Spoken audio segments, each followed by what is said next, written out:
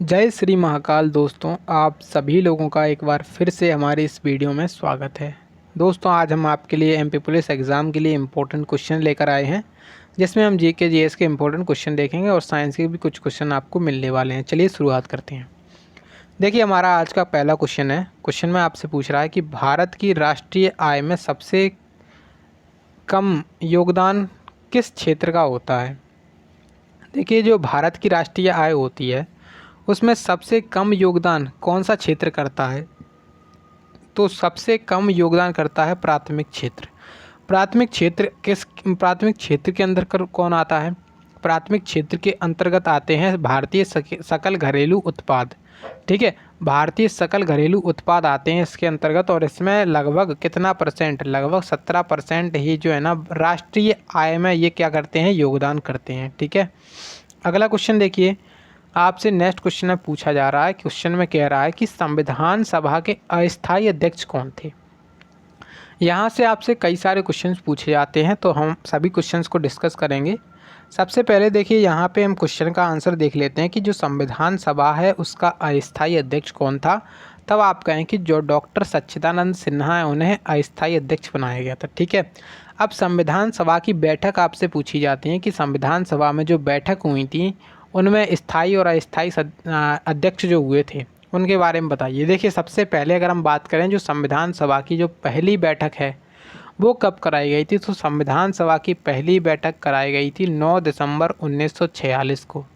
ठीक है, उसमें जो अध्यक्ष बने थे वो कैसे अध्यक्ष थे, अस्थायी अध्यक्ष थे, और अस्थायी अध्यक्ष के रूप में डॉक्टर सच्चिदानंद सिन्हा को रखा गया था। यानी कि इसका मतलब ये है, जब डॉक्टर सच्चिदानंद सिन्हा क्या बने थे, अध्यक्ष बने थे, तब वो किस दिन बने थे, 9 दिसंबर 1946 को जब बैठक हुई थी उसमें अस्थायी अध्यक्ष के रूप में डॉक्टर सच्चिदानंद सिन्हा को बनाया गया था। ठीक है, उसके बाद बैठक हुई 11 दिसंबर को। तो 11 दिसंबर 1946 को एक बैठक और होती है जिसमें अध्यक्ष जो था ना वो एक स्थायी अध्यक्ष था, और स्थायी अध्यक्ष के रूप में डॉक्टर राजेंद्र प्रसाद को बनाया गया था। ठीक है, तो अगर क्वेश्चन पूछा जाता है कि अस्थायी अध्यक्ष बताइए, तब आप लगाएंगे सच्चिदानंद सिन्हा, लेकिन स्थायी अध्यक्ष बताइए तब आप लोग लगाएंगे कि जो डॉक्टर राजेंद्र प्रसाद हैं वो स्थायी अध्यक्ष थे। ठीक है, उसके बाद 13 दिसंबर को क्या हुआ था, तो 13 दिसंबर 1946 को जो प्रधानमंत्री जवाहरलाल नेहरू थे उनके द्वारा संविधान सभा में उद्देश्य प्रस्ताव यानी कि जो प्रस्तावना थी उसको पेश किया गया था। ठीक है,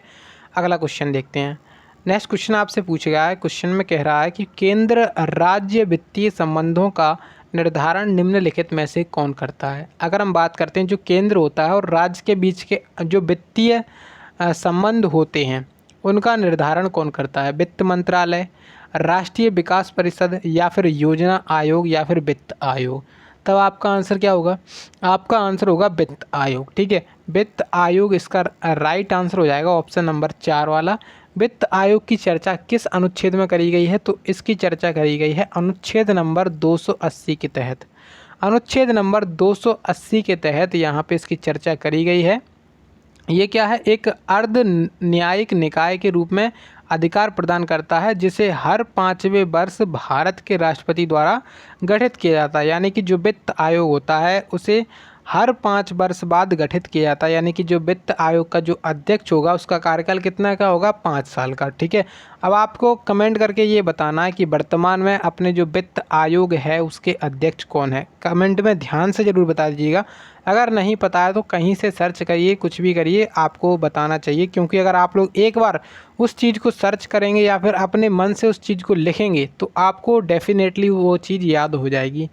अगला देखिए, क्वेश्चन पूछ रहा है कि प्रसिद्ध चीनी यात्री वेनसांग निम्नलिखित में से किसके शासनकाल के दौरान आया था। तो क्वेश्चन बहुत ही ज़्यादा अति महत्वपूर्ण क्वेश्चन है। तो देखिए, अगर हम बात करते हैं जो चीनी यात्री जो वेनसांग है ना वो किसके शासनकाल के दौरान आया था, तब आप क्या कहेंगे, जो वेनसांग है वो किसके शासनकाल के दौरान आया था, तो वो आया था हर्षवर्धन के टाइम पर। हर्षवर्धन के शासनकाल में आया था जो चीनी यात्री वेनसांग है। ठीक है, वेनसांग जो है ना हर्षवर्धन के शासनकाल के दौरान आया था। अगला क्वेश्चन देखते हैं। अगला आपसे पूछा गया है, क्वेश्चन में कह रहा है कि स्वतंत्रता से पूर्व कौन सा भारतीय क्षेत्र काला पानी के नाम से जाना जाता था? अपना जब भारत स्वतंत्र नहीं हुआ था 1947 से पहले किस भारतीय क्षेत्र को काला पानी के नाम से जाना जाता था? तो काला पानी जो है ना एक जगह का नाम है जो कि अंडमान निकोबार में एक द्वीप है, वहीं पर एक काला पानी जगह मतलब उसका बना दिया गया था। काला पानी नामक जेल सुनी होगी आपने, काला पानी की सज़ा, सेल्युलर जेल आपने सुना होगा। तो इस तरीके से जो काला पानी की सज़ा है वहीं पर सुनाई जाती थी। आप लोग आंसर लगाएंगे जो अपना अंडमान निकोबार है, इसका राइट आंसर हो जाएगा। ठीक है, अगला क्वेश्चन देखिए। क्वेश्चन आपसे पूछ रहा है कि आर्थिक नियोजन किस अर्थव्यवस्था की एक अनिवार्य विशेषता है? आर्थिक नियोजन किस प्रकार की अर्थव्यवस्था की एक अनिवार्य विशेषता है? तब आप कहेंगे जो अपना आर्थिक नियोजन होता है ना वो सामाजिक अर्थव्यवस्था, समाजवादी जो अर्थव्यवस्था होती है, समाजवादी अर्थव्यवस्था उसकी क्या है, एक अनिवार्य विशेषता है। ऑप्शन नंबर 1 वाला इस क्वेश्चन का बिल्कुल सही उत्तर है। नेक्स्ट क्वेश्चन देखिए। क्वेश्चन आपसे पूछ रहा है कि बांग्लादेश के ध्वज के बारे में क्या कथन सही नहीं है? अगर हम बात करते हैं जो बांग्लादेश का ध्वज है यानी कि राष्ट्रीय झंडा जो है ना वो, उसके बारे में कौन सा कथन सत्य नहीं है? इसके बीच में एक लाल वृत्त होता है। दूसरा कह रहा है कि इसमें एक हरे रंग की पृष्ठभूमि होती है। तीसरा कह रहा है कि आयत की लंबाई और चौड़ाई का अनुपात 4:3 होता है। चौथा कह रहा है कि मध्य चक्र की त्रिज्या लंबाई का 5वां हिस्सा होती है। तो इसके आंसर की बात करें, क्वेश्चन आपका सही है। इसका राइट आंसर जो होगा वो होगा आयत की लंबाई और चौड़ाई का जो रेशियो है वो 4:3 नहीं होता है। इसका रेशियो 4:3 नहीं होता है। आपका आंसर हो जाएगा ऑप्शन नंबर 3 वाला। नेक्स्ट क्वेश्चन देखेंगे आप लोग। तो आपसे क्वेश्चन है पूछ रहा है, क्वेश्चन में कह रहा है कि निम्नलिखित में से कौन सा कथन या फिर कौन से कथन सही हैं? पहला कथन आपसे बोल रहा है कि अम्ल स्वाद में खट्टे होते हैं तथा H+ आयन देते हैं। दूसरा कह रहा है कि अम्ल स्वाद में खट्टे होते हैं तथा OH- आयन देते हैं। तीसरा कह रहा है कि क्षार स्वाद में कड़वे होते हैं तथा OH- आयन देते हैं। तब आप क्या कहेंगे, यानी कि जो अपना पहला और तीसरा वाला है वो ही सही है केवल, यानी कि अम्ल स्वाद में खट्टे होते हैं तथा H+ आयन देते हैं। और जो तीसरा है वो क्षार स्वाद में कड़वे होते हैं और OH- आयन देते हैं, यानी कि पहला और तीसरा वाला सही है। आपका आंसर जो बनेगा वो बनेगा आपका आंसर ऑप्शन नंबर 1 वाला इस क्वेश्चन का। ठीक है, अगला क्वेश्चन देखिए। नेक्स्ट आपसे क्वेश्चन में पूछा गया है, क्वेश्चन में आपसे कह रहा है कि भारत में निम्नलिखित में से कौन सार्वजनिक पर्स के संरक्षक भी कहलाते हैं? Most important question. देखिए, अगर हम बात करते हैं जो भारत होता है अपना, उसमें सार्वजनिक पर्स के संरक्षक किसे कहा जाता है? तो वो किसे कहा जाता है? वो कहा जाता है नियंत्रक और महालेखा परीक्षक, यानी कि कंप्ट्रोलर और अटॉर्नी जनरल। तो यहाँ पे जो इसका राइट आंसर होगा भारत के नियंत्रक एवं महालेखा परीक्षक, ऑप्शन नंबर 1 वाला इसका राइट आंसर है। कमेंट करके आपको बताना ये है कि जो अपना भारत का नियंत्रक एवं महालेखा परीक्षक है इसकी एक तो नियुक्ति कौन करते हैं, दूसरा आपको इनकी जो है ना किस अनुच्छेद में चर्चा की गई है ये बताना है। नेक्स्ट क्वेश्चन देखिए। क्वेश्चन में आपसे पूछ रहा है कि अखिल भारतीय सेवाएं कौन कौन सी हैं? पहला कह रहा है कि भारतीय प्रशासनिक सेवा, भारतीय पुलिस सेवा और भारतीय वन सेवा। आपको ये बताना है कि जो है ना कि कौन सा इसमें से सेवाएं हैं। तो यहाँ पे तीनों क्या हैं, एक सेवाएं हैं, यानी कि भारतीय प्रशासनिक सेवा, यानी कि जो ऑल इंडिया सर्विसेज होती हैं वो भी है, भारतीय पुलिस सेवा ये भी है, IAS, ठीक है, IPS, और जो अपनी IFS है वो भी है, यानी कि तीनों क्या हैं यहाँ पे हैं। ऑप्शन नंबर सी इसका मतलब ऑप्शन डी जो होगा इसका राइट आंसर हो जाएगा। अगला क्वेश्चन देखते हैं। तो आपको देखने में लगेगा क्वेश्चन में कह रहा है कि मनुष्यों में ऊर्जा तथा पदार्थों का स्रोत क्या होता है? जो मनुष्य होते हैं उनमें ऊर्जा तथा पदार्थों का स्रोत क्या होता है? भोजन। क्या होता है? भोजन। मनुष्य जो होते हैं ऊर्जा कहाँ से प्राप्त होती है? मनुष्यों को भोजन से प्राप्त होती है। जब मनुष्य भोजन ग्रहण करते हैं उस भोजन का शरीर में पाचन होता है और पाचन की क्रिया के दौरान ही उन्हें क्या मिलती है, ऊर्जा प्राप्त होती है। ठीक है, अगला क्वेश्चन पूछ रहा है आपसे कि मानव में कार्यकग्राही किसका पता लगाते हैं। जो कार्यकग्राही होते हैं वो किसका पता लगाते हैं। तो मानव में जो कार्यकग्राही होते हैं वो स्पर्श यानी कि टच का पता लगाते हैं। आंसर लगाएंगे ऑप्शन नंबर तीसरा वाला, इंपॉर्टेंट क्वेश्चन है।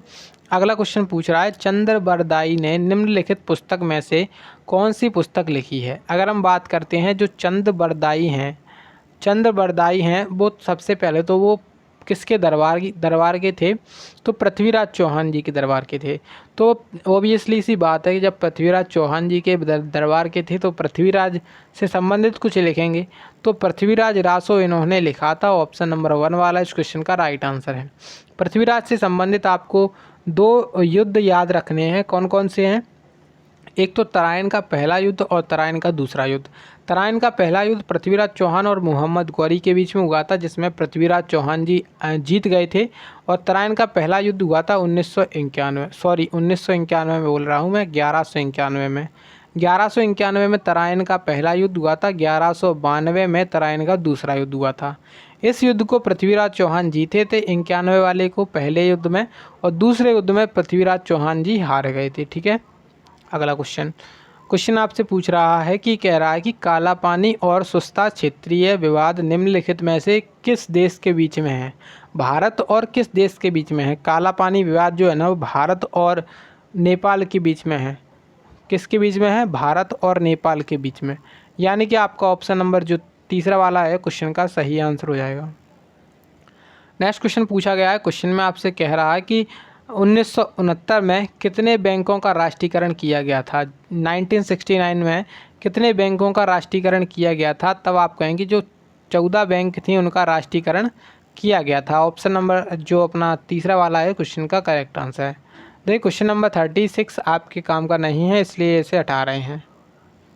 अब देखिए नेक्स्ट क्वेश्चन पूछ रहा है कि दूरी समय आलेख का ढाल किसको प्रदर्शित करता है। जो दूरी समय आलेख होता है उसका ढाल किसे प्रदर्शित करता है, वो प्रदर्शित करता है चाल को, यानी कि ऑप्शन नंबर 4 वाला। नेक्स्ट क्वेश्चन पूछ रहा है आपसे कि कह रहा है कि वायु का प्रसार होता है ठंडा करने पर। वायु का प्रसार का मतलब है कि फैलना। तो वायु किस तरीके से फैलती है, ठंडा करने पर, गर्म करने पर, अधिक दाब से, या फिर अधिक आर्द्रता होने पर। तो आप कहें कि जो वायु होती है ना वो गर्म करने पर क्या होती है, प्रसार होता है उसमें, और यानी कि फैलती है। ऑप्शन नंबर 2 वाला करेक्ट आंसर है, वायु एक्सटेंड हो जाती है। नेक्स्ट क्वेश्चन आपसे पूछ रहा है, क्वेश्चन कह रहा है कि इनमें से कौन सा कुल प्राप्तियां और कुल व्यय के बीच का अंतर है। तो कुल प्राप्तियां और कुल व्यय के जो बीच का अंतर है उसे कहते हैं बजट घाटा। ऑप्शन नंबर 2 वाला करेक्ट आंसर हो जाएगा। लास्ट क्वेश्चन रहेगा आज का। क्वेश्चन में कह रहा है कि माइक्रोसॉफ्ट वर्ड में किसकी सेटिंग हमें पाठ्य को एक विशिष्ट बिंदु पर संरेखित करने की या एक सारणीबद्ध लेआउट बनाने की अनुमति देती है। तो कौन सी सेटिंग है। पहला ऑप्शन है कि इंडेंटेशन, दूसरा कह रहा है कि बुलेट्स, तीसरा कह रहा है कि संख्याकन, और फोर्थ कह रहा है कि टैब। तो करेक्ट आंसर की बात करते हैं हम, तो टैब के अंदर ही बहुत सारी जो चीज़ें होती हैं वो पाई जाती हैं। ठीक है, आपका आंसर हो जाएगा ऑप्शन नंबर वाला 4। तो यहाँ पे आज के क्वेश्चंस थे जो हमने आज कंप्लीट कर लिए हैं। आई होप कि आप सभी लोगों ने अभी तक सारे क्वेश्चंस को देखा होगा। देखिए अगर आप लोगों ने वीडियो को अभी तक लाइक नहीं किया तो अब तो लाइक कर दो। पहले तो मैं बोलता नहीं हूँ कि लाइक करने के लिए, लेकिन आप लोग भूल ही जाते हो, वीडियो को लाइक ही नहीं करते हो। तो वीडियो को लाइक करके जाना है आपको, और चैनल को सब्सक्राइब जरूर कर लीजिएगा।